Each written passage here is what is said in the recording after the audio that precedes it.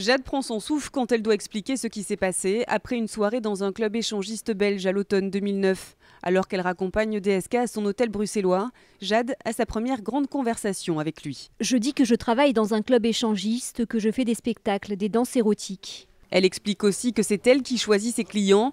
Pour Jade, pas d'ambiguïté, DSK avait forcément compris qu'elle était prostituée. D'ailleurs, selon elle, c'est aussi ce qui explique la brutalité qu'il aurait exercée lors de leur rapport sexuel. Quand j'ai tourné le dos à M. Strauss-Kahn, j'ai subi une pénétration qui ne m'a pas été demandée, à laquelle j'aurais dit non, je ne veux pas de ça. Jade poursuit en sanglotant.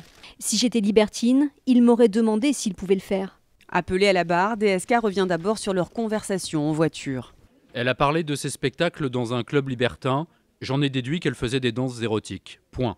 Cela ne veut pas dire que c'est une prostituée. L'ancien directeur du FMI précise qu'ils se sont rencontrés 4 fois. 3 fois, il ne se passe rien, et la 4e fois, c'est moi qui propose qu'il se passe quelque chose. Comment je pouvais savoir que c'était une prostituée ?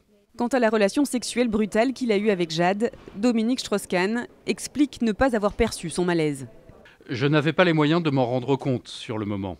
Elle est restée après, j'ai fait venir du café. DSK s'est excusé que les choses se soient passées comme ça.